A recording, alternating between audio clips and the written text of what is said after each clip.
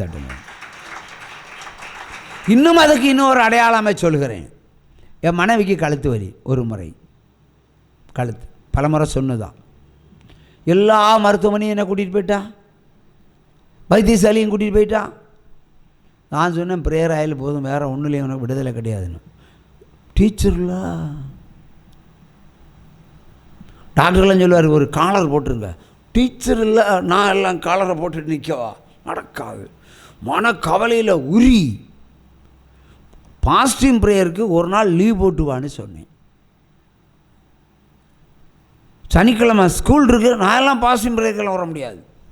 இந்த அம்மா ஜீவராணி அம்மா கடைசியில் பார்த்தா 2 வாரமாக 1 மாதம் மெடிக்கல் போட்டுக்கிட்டு இங்கே பக்கத்தில் இருக்கிற ஏதோ ஒரு ஆஸ்பத்திரியில் சாரதா மெடிக்கல் மிஷனில் அப்பாயின்மெண்ட்டை வாங்கி அட்மிஷன் போட்டாச்சு. ஏன்னா அதுக்கு முன்னே என்ன சொன்னான், நீங்கள்லாம் எனக்கு ஒரு புருஷனா, இப்போ கேட்குறேன், நான் உனக்கு புருஷனா, ஒரு கேள்வி கேட்குறேன். கர்த்தர் மேலே விசுவாசம் இல்லாதவங்க தான் மருத்துவமனை போகணும். இவெல்லாம் முன்மாதிரியே என்ன மாதிரி நிற்கணும். அவள் போயிட்டா, சரி வேடி பொண்டாட்டியை அங்கே ஆஸ்பத்திரியில் போட்டிருந்தா நம்ம போய் பார்க்க போகணும். இல்லை, ஒருத்தன் சொன்னால் களத்தை அறுத்து ஏதோ எலும்பை ஒட்டி வைக்கணும்னு, ஒருத்தன் சொன்னால் அது நரம்பு கோணி இருக்குன்னு. முன்னாடி இருந்த ஒரு ஜனாதிபதி, ஒரு முன் ஜனாதிபதியினுடைய ஒரு பேரன் இந்த இடத்துல பிரசங்கம் பண்ண வந்திருக்கிறான், ஊழியக்காரன், பிராமன் ஃபேமிலி. அவர் இவ்வளோ பார்த்தீங்கன்னா ஆப்ரேஷன் பண்ணிடுவோம். நீங்கள் ஆப்ரேஷன்லாம் பண்ணதில்லை, என் பொண்டாட்டியை வச்சுருக்கிறது, உங்கள் கவர்மெண்ட்டுக்கு போயிட்டே இருங்க, அவ்வளோதான். நீ டெல்லியில் வந்தால் என்ன, ஜனாதிபதி வீட்டுக்குள்ளே வந்தால் எனக்கு என்ன, எனக்கு ஜனாதிபதி அவர் சொல்லணும், இவ்வளோ வெட்டி கீறி போடுன்னு சொல்லணும். சொல்ல வரையும் கிடையாது. இப்படி எத்தனையோ டாக்டர்ஸை பார்த்தாச்சு. கடைசியில் போய் சாயங்காலம் பார்த்தா இடுப்பில் ஒரு பெல்ட்டை மாட்டி நல்லா பாறாங்கல்ல கட்டி தூக்கி போட்டிருக்கு. பாறாங்கல் கேட்டால் பிசியோதெரபி கல். இடுப்பு வலிக்கு அதை இழுத்து விடணுமா, அந்த ஏதோ முட்டி நிற்கிதான், சொறி நிற்கிதான் எலும்பு, இப்படி அதை கல்லை கட்டி இழுக்கணுமா. என்ன, நானே ஒரு பெரிய ஒரு மலையை கொண்டு கட்டி இழுத்து போடஞ்சேனே, அங்கோட்டு இங்கோட்டு மாட்டுவேன், ஈஸியாக முடியும். இதுக்கு பானஞ்சல் ஆகணும். படி பார்த்தா ஒரு வாக்கிங் மாதிரி ஆசில் போனால் எல்லா பேஷண்ட்டையும் கல் போட்டு கட்டி போட்டிருக்கு. எல்லோரும் ஒரே வேதியா அவங்க பொழப்பாக பார்க்குறாங்க. சரி, 1 மாதம் இருந்திய வலி ரெட்டிப்பாக மாறியது, தீரவே இல்லை. அப்புறம் ஒரு 10 ரூபா பாட்டில், என்ன அன்னைக்கு 10 ரூபா 25 பைசா, 10 ரூபா பாட்டில் இல்லை, 10 ரூபா 25 பைசா பாட்டில். இந்த 10 ரூபா 25 பைசா ஜெபம் பண்ணி கொடுத்தேன்.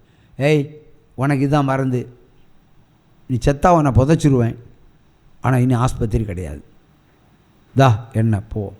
2-3 மாதம் தாண்டிச்சு. அதனால் ஒரு ப்ரேயர் வேலையில் பார்க்குறேன், உனக்கு இங்கே ஒரு வலி இருந்தில்ல,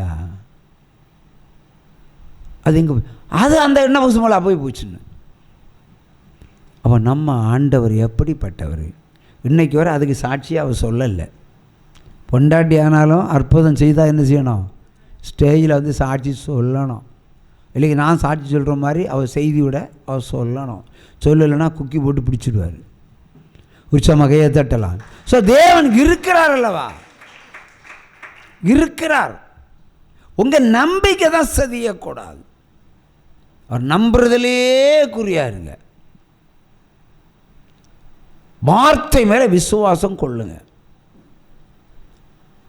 எந்த வியாதிக்கும் ஆஸ்பத்திரியில் போய் நீங்கள் மருந்து எடுத்தாலும் அற்புதம் ஆண்டவர் தானே செய்யணும். அந்த மருந்து வேலை செய்கிறது கர்த்தருடைய கிருபை தானே வேணும். கர்த்தருடைய கிருபை இல்லைன்னா நீ எந்த மருந்து எடுத்தாலும் அது பச்சை தண்ணி மாதிரி தான் போயிடும். இப்போ ஆஸ்பத்திரி வந்தாலும் டாக்டர் தான் வேணும். ஏன்னா சொந்த சகோதரி, என்னை சொந்தோட தான் கல்யாணம் பண்ணி கொடுத்த ஒரு சகோதரி, நல்ல செழிப்பு, நல்ல வசதி, நல்ல ஃபினான்சியரு எல்லாம். அவள் ஒரு முறை அண்ணான்னு கூப்பிட்டு வந்தா, என்னான்னு கேட்டேன். நான் சொன்ன, உனக்கு அடி வேறு வலிக்குமான்னு கேட்டேன். இல்லையே, உனக்கு கேன்சர் வருதுன்னு என்ன. போடா. அவள் போடான்னு சொன்னது யார, நான் கேட்குறேன், போடான்னு சொன்னது யார, தேவனை. இல்லை, அந்த வார்த்தைகளை பார்த்து பேசுங்க. போடா, 6 மாதம் ஆச்சு.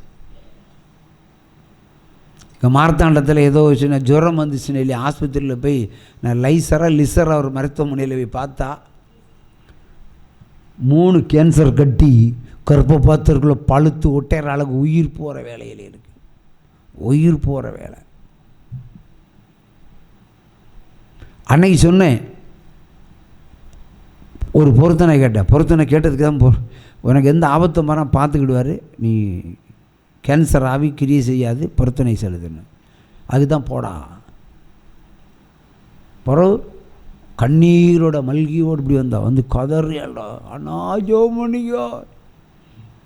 அன்னைக்கு கேட்ட அந்த பொருத்தனை போய் அப்போ தான் செவம். என் தங்கச்சிக்கு அப்படி தான். ஏன்னா நான் உங்கள் சொந்தக்காரங்கள் இல்லை, நான் ஆண்டவருக்கு தான் உறவு. நீங்கள் எல்லாம் என்னுடைய பிள்ளைகள் தான், பிள்ளைகளோட உறவு தான். ஆனால் வசனத்தை பின்பற்றுகிறவன் தான் என் பிள்ளையாக இருக்கப்படி ஆண்டவர் சொல்லியிருக்கிறார். ஆகவே எனக்கும் அப்படி தான், ஆண்டவருக்கும் அப்படி தான்.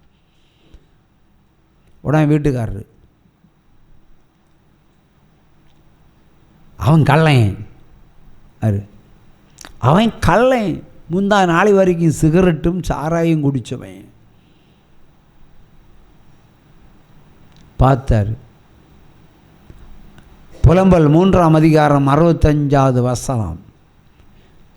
அது என்ன சொல்கிறாருன்னா, இவர்களுக்கு தேரீர் புலம்பல் 3:67 இருதய வியாதியை கொடுப்பீர்.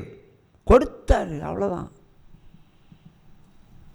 7 முறை ஹார்ட் அட்டாக்கு, 1-2 முறை இல்லை, 7 முறை. 7 முறையும் இந்த கை வச்சவரை தான் பொழைச்சிக்கிட்டார். அதுக்கப்புறம் ஒரு சின்ன நரம்பு இனி எந்த ஆஸ்பத்திரியும் காப்பாற்ற முடியாது, எந்த ஆஸ்பத்திரியும் காப்பாற்ற முடியாது.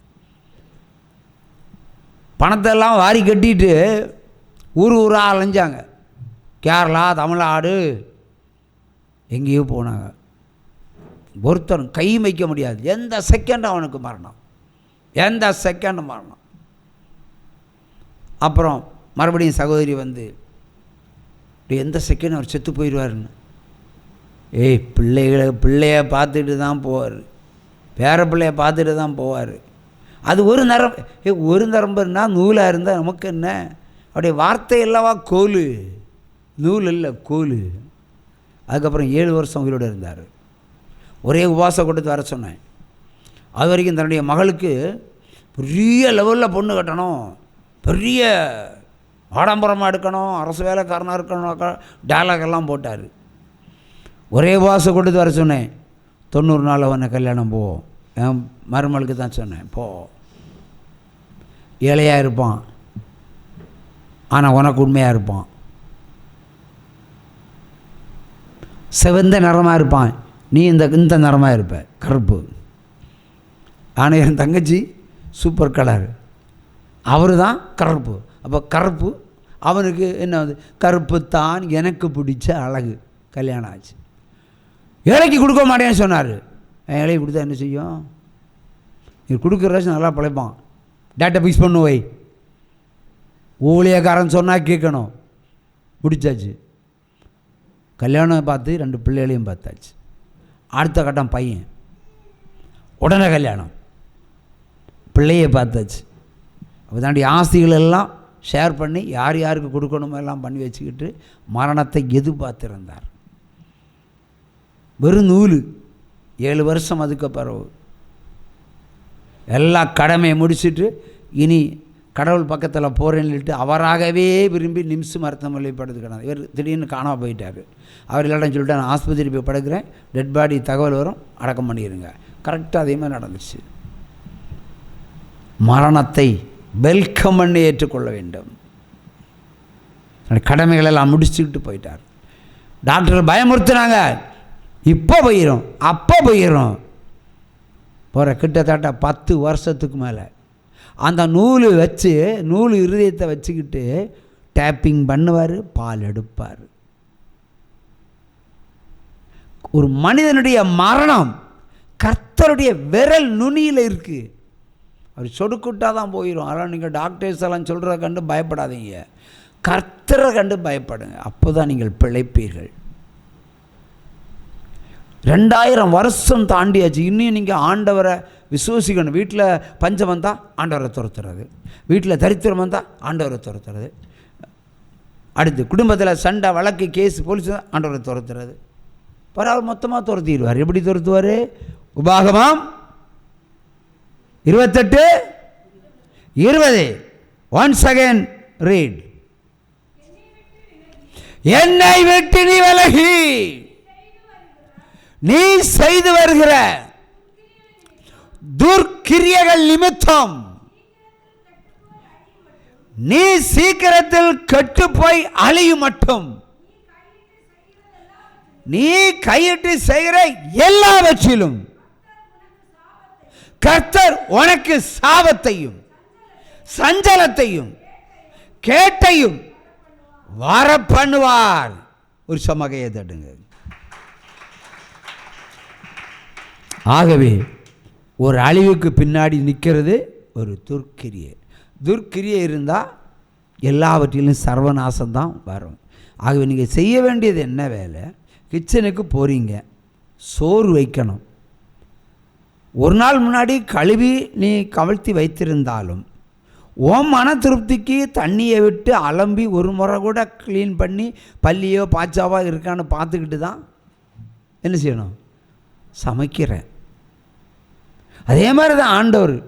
எத்தனை முறை பொருத்தனை செலுத்தி இருந்தாலும், எத்தனை துர்க்கிரியைகள் உனக்குள்ளே இருக்குதோ அப்போ எல்லாம் பொருத்தனை செலுத்தணும். ஒன்னோட நிறுத்தாதீங்க. ஒரு பொருத்தனை செலுத்திட்டு அடுத்த கட்டம் இன்னும் அன்னை செலுத்தணும், இன்னும் செலுத்த மாட்டேன்னு சொன்னால் அவர் விட்டுட்டு போயிட்டே இருப்பார். இப்போ தாவீது ஒரு பொருத்தினோட நிறுத்தினானா? சாலமன் ஒரு பொருத்தினோட நிறுத்தினானா? இல்லை மனவா தான் ஒரு பொருத்தினோட நிறுத்தினானா? இல்லை ஆபிரகாம் தான் ஒரு பொருத்தினோட நிறுத்தினானா? இல்லையே.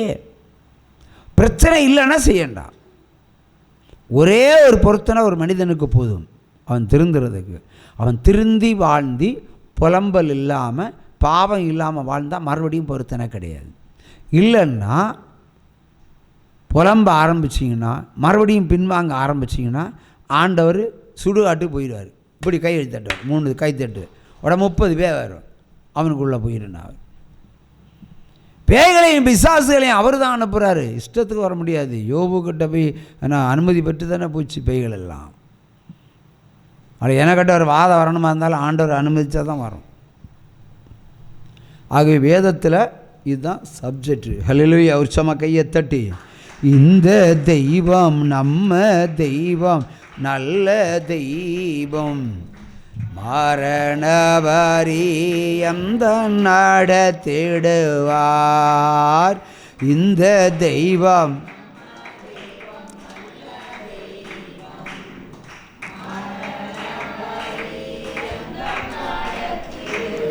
லேவியராகமம் 26ஆம் அதிகாரம் 21வது வசனம்.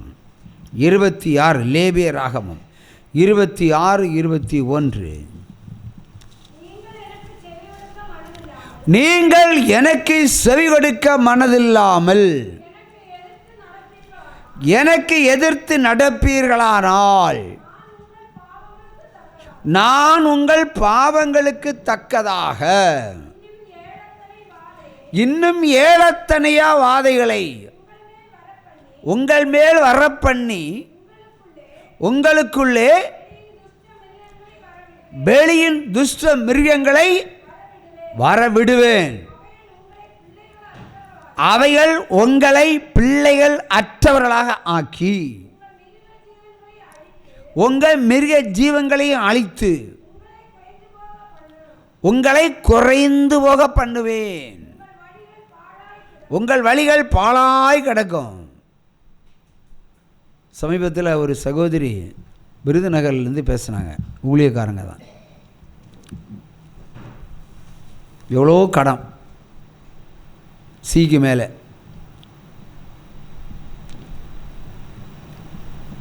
மாமனார் கொஞ்சம் ஏமாத்தினார், கடன்காரங்க கொஞ்சம் ஏமாற்றிட்டாங்க. இப்போ கடன்பட்டு நிற்கிறாங்க. 200 ஆடுகளை வளர்ச்சிருக்காங்க. 200 ஆடுகள் எல்லாம் தொலைஞ்ச பிறகு 200 ஆடுகள். லாஸ்ட் வீக்கில் தான் அந்த 200 ஆடுகளையும் விற்றுட்டாங்களாம். விற்றவர் தான் எனக்கு ஃபோன் பண்ணுறது. நான் சொன்ன விற்கும்போது என்கிட்ட கேட்டிருந்தா 200 ஆடையும் நான் வாங்கியிருப்பேனே. எனக்கு அடுத்த ப்ராஜெக்டே ஆட்டு பண்ணதான். ஒரு சும்மா கையை தட்டுங்க. இங்கே இப்போ விசாரிக்க ஆரம்பிக்கும். சும்மா கையை தட்டு. அவர் சொன்னால் நான் செஞ்சிருவேன். ஆனால் ஆசை. அவளுடைய ஆட்டு பண்ணை குறைந்து போயிருக்கிறது. கடன்பட்டு பிழைக்கலான்னு சொல்லி ஒரு ஆட்டு பண்ணை வச்சா அதுலேயும் லாபம் இல்லைன்னு சொல்லிட்டு என்னது மொத்தமாக பிடிச்சிட்டாங்க. ஆசீர்வாதத்தை காத்திருக்கணும். 20, 40, 40, 80, 80, 160, 200 ஆடுன்னா ஒரு வருஷத்தில் அதை 8 கொண்டு பெருக்கினா 10,000 ஆடு வரணும் கணக்குப்படி.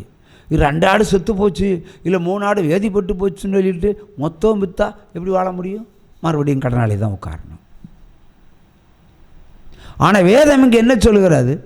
உன் பாவங்களுக்கு தக்கதாக ஏலத்தனியாக வாதைகளை அனுப்புவேன். அதனுடைய சரீரத்தில் இத்தனை வருஷம், 50 வருஷம், 40 வருஷம், 30 வருஷம், 20 வருஷம், 10 வருஷம், 15 வருஷம், 60 வயசு, 70 வயசு, இன்னும் பாவம் நம்மகிட்ட ஒட்டிக்கிட்டு இருந்தால், மன்னிப்பல்ல ஒட்டிக்கிட்டு இருந்தா இனியும் ஏலத்தனையா வாதைகளை உனக்குள்ள அனுப்ப இனியும். அப்போ யாருக்கும் கொஞ்சம் அனுப்பியிருக்காரு.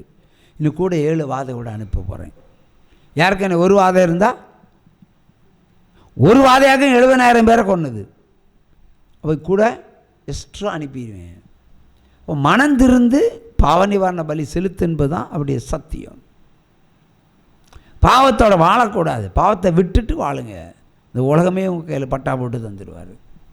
வேணா சென்னைக்கு போங்க, இஷ்டப்பட்ட ஏரியா எடுத்துக்கிடுங்க. அண்ணா நகரில் வேணுமா எடுத்துக்கிடுங்க, திருமங்கலத்தில் வேணுமா எடுத்துக்கிடுங்க, 1000 லைட்டில் வேணுமா எடுத்துக்கிடுங்க. ஜனங்கள் கேட்பாரற்று பிணமாக கிடப்பார்கள், பட்டணம் அழிந்து நிர்மலமாகி போகும். இது அதிசயத்தின் தீர்க்க தரிசனம். அதிசயம் நடக்கும்.